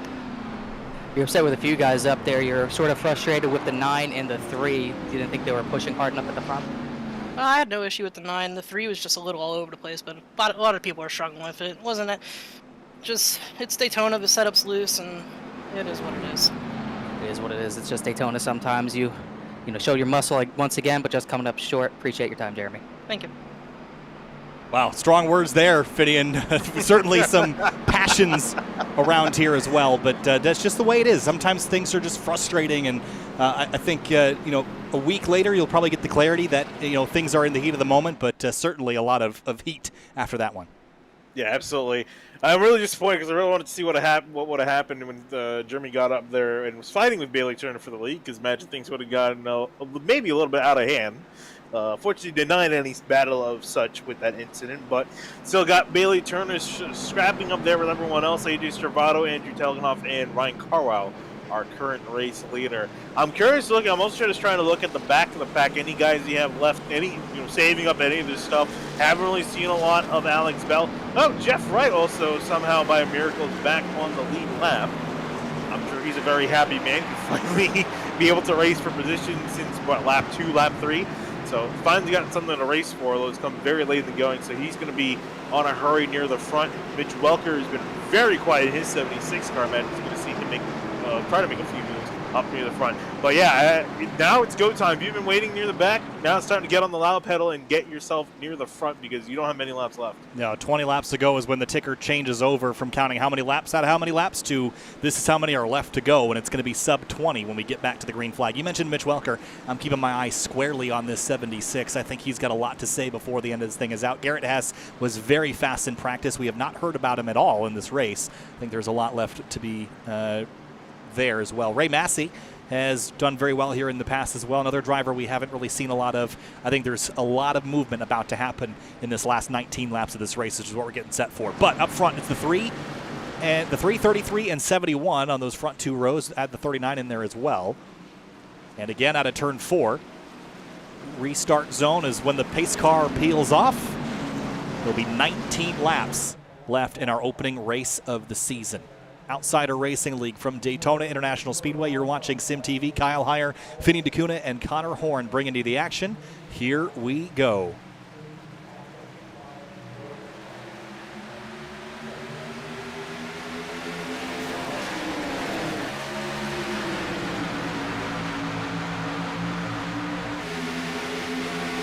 Good launch again by the 71 and a big push from AJ Stravato, who was also trapped a long ways back after that first pit stop sequence went sideways on him. But he's back in the mix now with the 25 of Turner giving him a big push. Turner trying to work and getting pinched really hard, doored by the number 3 of Telgenhoff, not trying to even let him get an inch off the bottom lane. Turner caught up to the 71 of Carlo, trying to give him a push. Telgenhoff, though, trying to work with Stravato to get into the front. And Stravato drops into the bottom lane into turn 3. That opens up the outside groove for Telgenhoff and James Watson in the number 39. And they're losing momentum on that upper groove. The 25 is going to push the 71. Carwile jumps driver's right. Yeah, Watson playing a little bit easy, not getting all over the back of the number 3, so I allow the 71 to get it up in the top lane. We'll see now if Andrew's going to push to the front, and if the 71's going to even stay on the top lane. Oh, the 3, big move there. Big slide off into turn 1.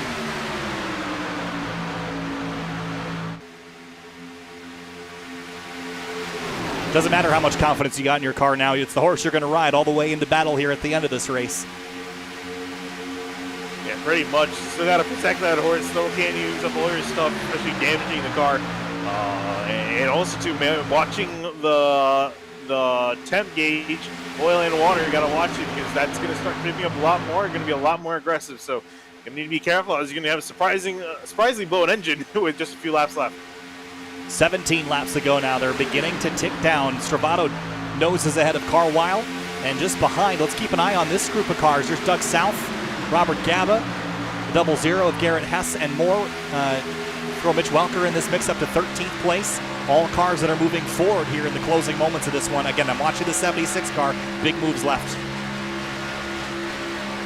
Yeah, Matter now, he's kind of moved himself up a few positions, but now where do you go? There's not many choices left. Got to maybe find a few friends to make a third lane up on the top, and just got to hope that no one else tries to block you on that top lane.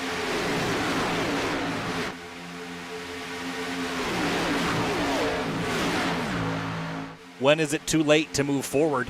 I mean, we've seen these races get very chaotic. Whoa, there's a big moment. The 56 and the 76 almost come together. The 00 bounces off of somebody. Came out the other side okay, but that was about as close to a crash as you're going to get without having one. Yeah, I got very dicey. Great job by everyone trying to avoid calamity. It looked like the 56 was trying to get out of the way of the 00, and they ended up finding themselves in the same piece of pavement on the front straightaway. Again, as you mentioned, luckily they were able to avoid disaster. Eric Hunt, a big move in the background, trying to move his 88 car back to the front. He's got that thing pushed in so far. You might as well just call that thing a hatchback at this point. Hatch back together is what he's going to have to do to it later. Connor, what you got? Looking at some people's strategies to get to the front. Alex Bell has been pretty much dead last the entire race. He said around lap 69 he's going to try to go, although he's already gained his positions. Case Lacoste is right there with him, going to go whenever he wants to. Tyler Shackelford sort of splitting them apart right now. He's going a little bit earlier, lap 67. He's trying to get the front. I'm not too surprised he decided to pick exactly lap 69. He made it very clear that was his preference. 15 laps to go and moving forward up to 23rd. But up front, I don't think we've seen a single lap where the leader has been all by himself all race. It's been double file for the entire night. If anyone was doubting the change back to the Class B car, I don't think they'll be saying much now. It has just been absolutely frantic and fierce up front. Still dead even. Carlisle and Stravato across the line. Telganoff and Turner behind in row 2. 14 to go. The clock is ticking. Yeah, I was going to say, we have absolutely no clue who's going to win this race. Maybe we know about maybe 5 or 6 names. Probably could say, yeah, I can see that guy winning the race, but no one for sure, no one definite, because they've been swapping positions all day long. James Watson getting bullied out of the middle lane. Oh, and the 33 Stravato turned on the back straightaway. Oh, Stravato spins out of the race lead. Gathers it back up. He'll continue. What happened there? Looks like just too much momentum or too much of a push in behind from Bailey Turner. Oh. Yeah. Hooked him around.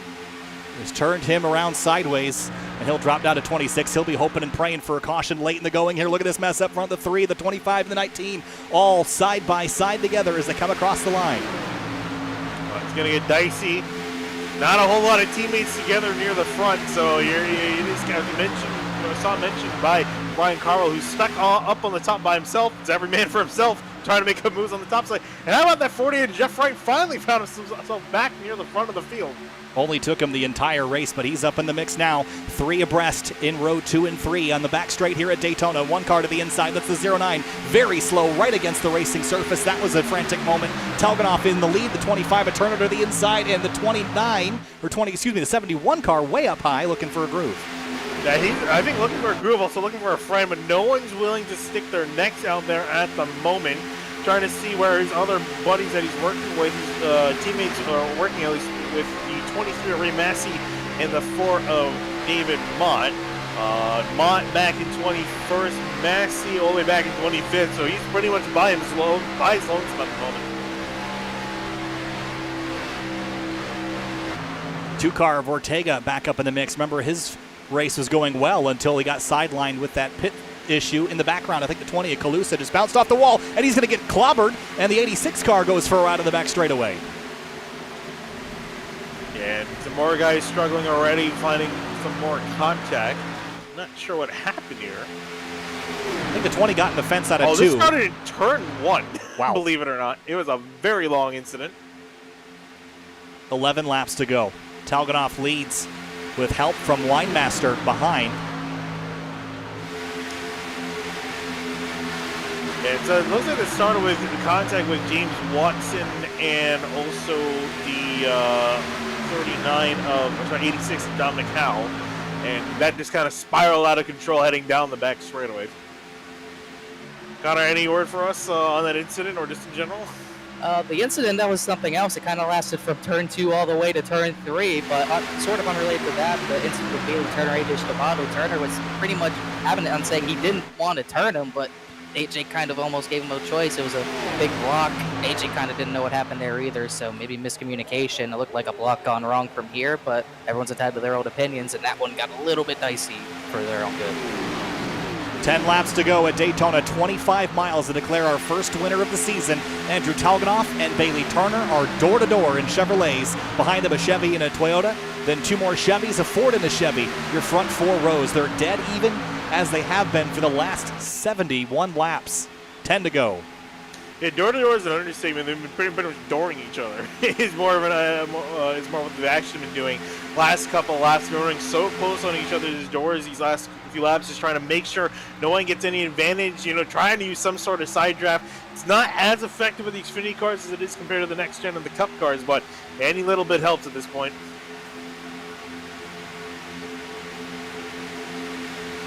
Which driver has the advantage? The 2-car behind Turner has a little bit of damage on the nose of that car, but obviously it hasn't, quelled his progress to this point, but will it prevent him from locking bumpers with the 25 late in that race? The 25's got rear bumper damage. Wonder how much that'll be a concern at the very last lap. I'm waiting for that third lane to open up on the top side. It's been really quiet at the moment. I'm just kind of looking back at some guys peeking a little bit, thinking of making a run, but not quite committing to it. I imagine someone's going to try to take advantage of it with the laps now in the single digits. Left to go.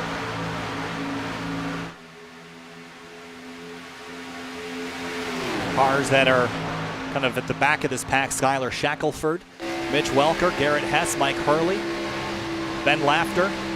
But where do you go? There's just not enough room to move, and this is what happens when you have so many cars. We haven't really had what you'd call a big one. We've had a couple cars with 5 or 6 cars, but not a couple crashes, I should say, but not the traditional big one that you'd expect. And with that, you have a lot of cars left, and it makes it really difficult to carve your way through this massive cars in the very last couple laps. Like I say, ask and you shall receive. Like you mentioned, we've been almost kind of due for a big one. They always say it's not a matter of if, it's a matter of when. And well, we still got 8 laps of racing, and these guys haven't been racing probably as aggressively as they could be racing. We've been slowly seeing the aggressiveness pick up.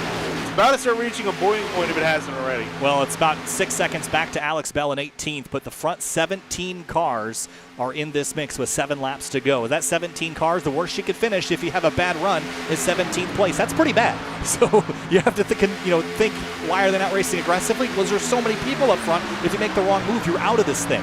If there was a group of 5 or 6, you would see a lot bigger moves, but I think they're going to wait a little later to make this run happen. The thing you can't do, Finney, which we see a lot, is you can't wait too late to make that move. Connor? Still waiting for those Harambone guys to sort of get formed up in the line here. Shackelford's been stuck on the bottom. He wants to get up with Zachary Carr and Jaron Winemaster, but he just hasn't had the opportunity. Carr and Winemaster, they have the numbers if they want to go by Andrew Talganoff, but they need the push, and they need that third line to come soon. They wanted to push Andy by and then maybe get by himself, but they might not have time if that third lane has anything to say about it. Oh! The 2 car gets put on the inside. There's 4 wide for a moment. 1 car through the grass, and it's the 8 car of Jonathan Hernandez through the tri-oval here at Daytona, and he comes out the other side facing the same direction, but it's chaos up front, 3 abreast. I'm genuinely amazed they survived that, although with the way they're going, it might not be for long. 3 wide, everyone dooring each other, rubbing on each other, trying to hold up. Here, that 71 on the outside, Ryan Carwile with a big shove from Laughter in the 64. That's going to be a mega move if it can get him out front, but the middle lane has the energy now. The 3 car of Talganoff, the 27 and 25 on the apron. Oh, and door contact with the 19, the 71. Laughter backing out of it, getting rear-ended from white car in behind. He's going slow down. That's Mitch Welker. Oh, no. Talganoff now out front. He's clear. Turner's in behind him for how long? Oh, they're going to chase each other up the racetrack, and here comes the 27 of Carr to the inside. 5 laps to go. And Turner finally getting shoved out of the top 14. He's been sitting there the entire day now, finally getting shuffled near the back of this little pack that's broken away after all the checkups and all the action going on. They're down to about 10 cars with a few people losing the main draft. Yeah, this is what they wanted, though. I mean, not maybe for it to be this frantic, but they've got less cars in this main pack, so the risk is a little bit less than it was before. Look at the 71 going 3 wide again. Who's he going to tow with him this time? Before it was the 64, now it's the 25 car of Bailey Turner who got shuffled out of the mix. They're going to go 3 wide on the outside, coming to 4 to go, Finian. Yeah, one man's loss, another man's gain for Bailey Turner. He was the one that lost out, but Ryan Carwile looks like he's gained a friend. Ortega again getting shoved out to the bottom lane. That's what caused the checkup last time by. It looks like Carwile and Turner making some slow and steady progress up to the top. Remember that you cannot pass below that yellow line, so you have to remind everybody that a pass below the yellow line will put you at the tail end of the lap that you were on. So that's going to be in everyone's mind here as we get down to the very end. Still 3 wide up at the front. Oh, there's a spin. The 27 car goes for a crash. The 19, the 2 all involved in it as they go down the back straightaway. Yeah, it looks like a couple guys still spinning down the back straightaway. It looks like no caution is going to come out. Race control has been having a nap the entirety of the race. Well, they're 3 abreast behind him, but it's a 4 car. Make that 5 car breakaway. No, 4 cars up front. But look at the run that the 25 is going to have with help from the 00 of Garrett. Has 3 laps to go, and the momentum is going to build. Carwile is out of it. He'll have to tuck in behind Shackelford. Yeah, I think they're all going to. I think what they would ideally want to do is all get single file to the top and try not to let the guys in behind, led by Bailey Turner, now get a head full of steam. But they're already gaining a head full of steam. Bailey Turner with a massive charge.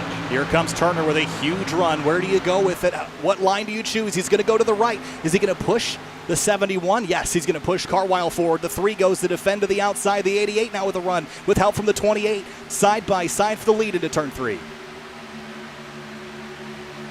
Heading off into turn number 3 now. Hutton's on the bottom lane. And how about Skylar Shackelford? I don't think we mentioned him at all in that number 28 GoPro machine.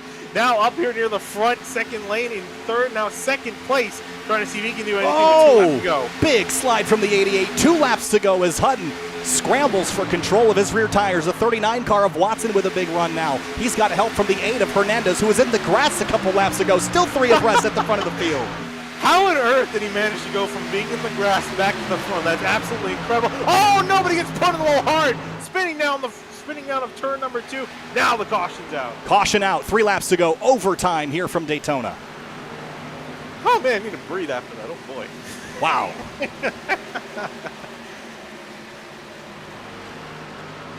Let's go back and have a look at it. Oh, started up a little higher with Hernandez. And looks like did the 25 also get a piece of it.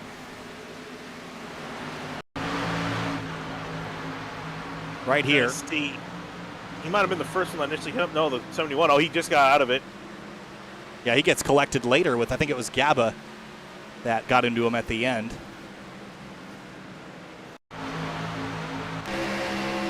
On board with Bailey Turner.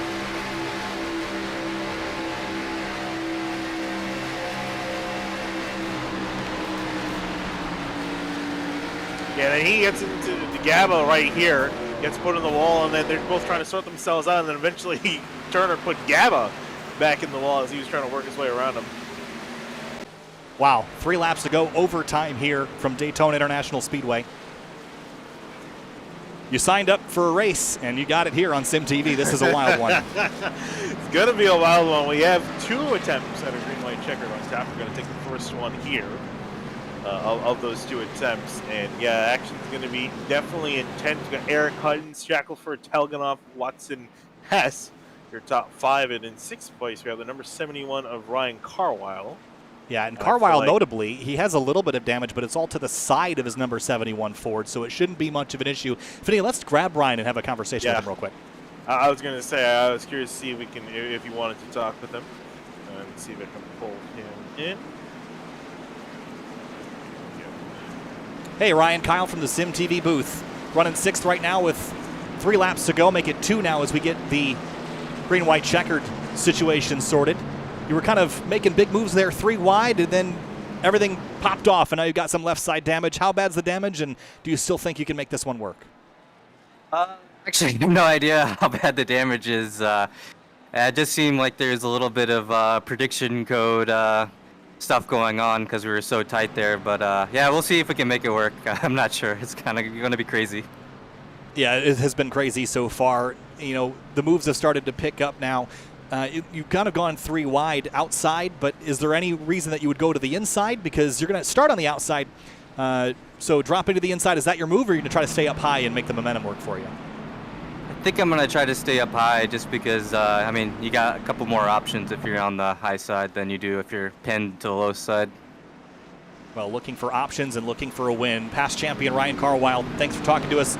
Best of luck to you. We'll see you on the other side. Thank you. All right, Finney. Well, he's been calm, cool, and collected all day, even in the midst of chaos. I can imagine being calm, cool, and collected, especially because he was throwing moves up on the top side like a madman and making it work for the most part. I'm curious what he's going to see, what he's going to do from 6th place. And it's number 28, Shackelford again has not been in the conversation for most of the day. Is up there near the end. A couple guys down on pit lane, getting their repairs, pretty much their final repairs of the race and what they can after that last incident. Yeah, curious to see how much. Well, it looks like the 25 didn't even elect to come down to pit lane, so he's going to stay on the racetrack with a damaged car. It doesn't look that bad, but he did take a pretty big hit. The right front looks cambered out pretty high, so we'll see if that's going to affect him. But at this point, you got what you got, and you got to make it work. Yeah, I mean, I guess handling-wise, you don't need to worry too much. You don't need the most amount of handling here as long as it's stable. So I think with that, it's fine. So I'm genuinely surprised at the lack of bodywork damage on that 25. And we were mentioning too, these Xfinity cars could take a lot more hits, and they're a lot less aero sensitive than the Cup cars and the next gen cars. They are a lot more aero sensitive. So you can take a few beats, a few bangs here and there. The car will still be able to run pretty well in the slipstream. For Bailey Turner, his car is looking pretty good. It's going to not be an ideal place in line, 4th. On the outside lane on this restart. We'll see what he can do. Maybe he's riding behind Ryan Carwile, and it looked like they're working well together. We'll see what they can do. Connor? I remember last year, I believe, as Jeremy Knowles disqualified himself. I don't think that's related, but remember last year, I believe it ended up in a green-white checkered, if I'm not mistaken, or at least a dash to the finish. And it was Ryan Carwile, who led 25 laps last year, that was able to triumph and win that race. Now he's at the front again, not as well positioned in P6, but I'd expect him to make a charge of the front, as well as everyone else at the back. I know Zachary Carr is going to get to a 3rd lane as soon as possible. AJ Stravato the same. Also, Stravato might be looking for that 24 machine if he gets up to him. And if he blocks him, it might be trouble. So a lot of drivers are going to be jostling for that top line as soon as they can to try to make up ground quickly. Well, make up the ground quickly is what they're going to have to do, because we are going to have 5 miles left in this race. 2 laps to go. And the way this works, if we get back to the white flag, the race will end no matter what. If we don't get to the white flag, we'll have a caution. We'll re-rack the field one more time, and that will be it for the rest of the race. Time to go racing here again from Daytona International Speedway. Restart zone and green flag. Hutton and Shackelford on the front row. 2 laps to go from Daytona.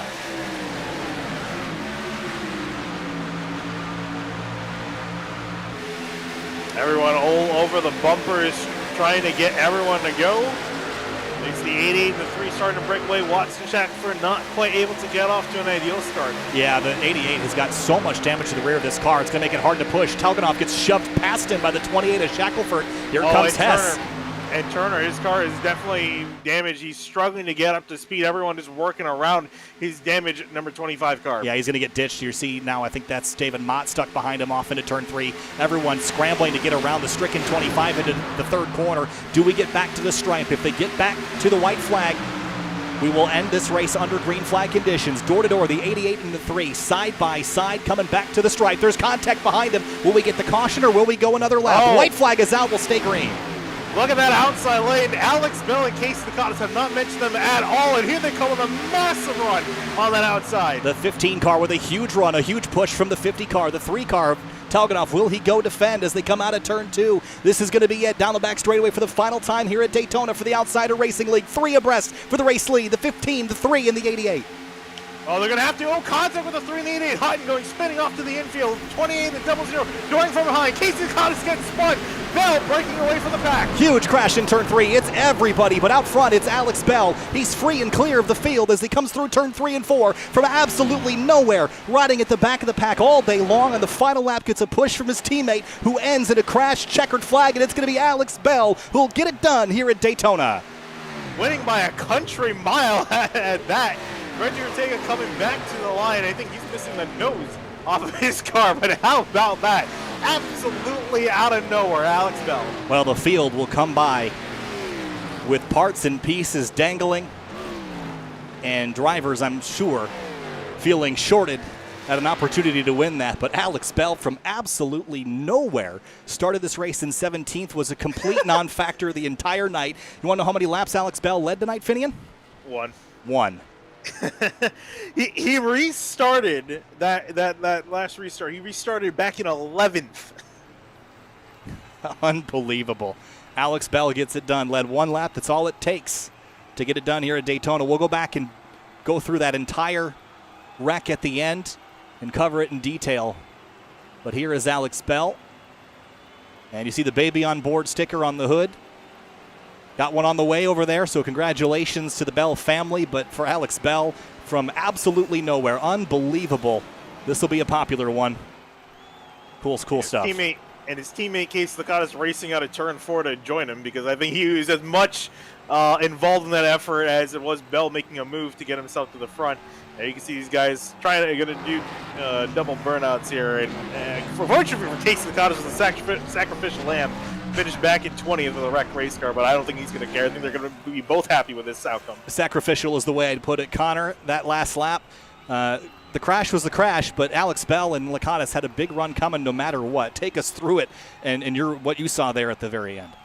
I saw a perfectly timed run. They ran at the back the entire race, and they timed their 3-wide move to the top just right. Shackelford didn't feel like it was the right thing to block high, which in reality was the right decision for Shackelford. It looked like those two might have fizzled out by the time they got back to the line, but the contact with Teleganov and Shackelford just let all hell break loose, and Alex Bell just barely cleared the chaos with Brian Chambliss and the rest of the field there and was able to get back to the line, the winner. One of the longest winless streaks in ORL snapped. It's been 100 on the dot, 100 Outsiders Racing League races since Alex Bell last won, and that was all the way back at Talladega. He's made 70 starts since then, and he's finally back in victory lane. Wow. Bell and teammate Casey Lakatos getting it done. What an epic finish there. And how about Michael Hurley coming home in 3rd place? That was quite the finish as well, we should add, for those drivers. Also, and AJ Servato, too, we saw him spun out on the back straightaway with only a handful of laps remaining. Back up in 4th. Jeff Wright, we saw have a wild night from the back to the front. He's come back, finished 5th. A crazy night for a majority of the field. Well, here's a look at it again. This is going off into turn 1 on the final lap. Here's the 15 and the 50 with that big push. And then this is just all down to chance. The 88 gets clobbered here at the exit of turn 2. The 3 car off the bumper of the 28 right there. Clobbers the 88. And then right here, the 28 kind of taps the brakes. The 9 gets into the 50, turns him around, and that's what triggers this whole thing. Yeah, absolutely. Old Hull breaks loose in behind the 50 as he just drives off into the night away from everyone else. Yeah, again, how it all kicked off. The 9 gets into the 50, that gets into the 3 and turns him right up in front of Chambliss, the Ryan Carwile, our in-race reporter, Reggie Ortega, the 27. And I wanted to ride on board with Michael Hurley through all this because he drove through it from a long ways back and managed to come out the other side on the podium. Yeah, watch this. It's all going to kick up in front. You can see he has absolutely nowhere to go. Can't even see what's really happening over the front. You see these cars bailing off the left-hand side of the track, and then finally cars wrecking around. Ooh. Yeah, I imagine he took a few hits here and there, but was somehow able to work his way through as everyone was still struggling to get back up to speed. Wow. That's all I can say about that one. What an epic race, and the 15 of Alex Bell is going to celebrate it. Let's have a look at our race results. Take it away, Alex Bell gets it done. Reggie Ortega, Mike Hurley, your top 3 Finian. The rest of the top 10, though, Stravato, Wright, Telganoff finished in the top 10, but probably not where they wanted to be. Yeah, absolutely. Imagine not, especially when you had a win in your sights. You were up there all day long, only to lose it in the last handful of turns. Yeah, Connor, we had some good battles all night long, but for Bailey Turner, that number 25 car, that had to not be exactly what he was looking for. He comes home in 13th. Jonathan Hernandez, though, Connor, had quite the wild ride through the dirt, up to the front, got crashed again, still finished 14th.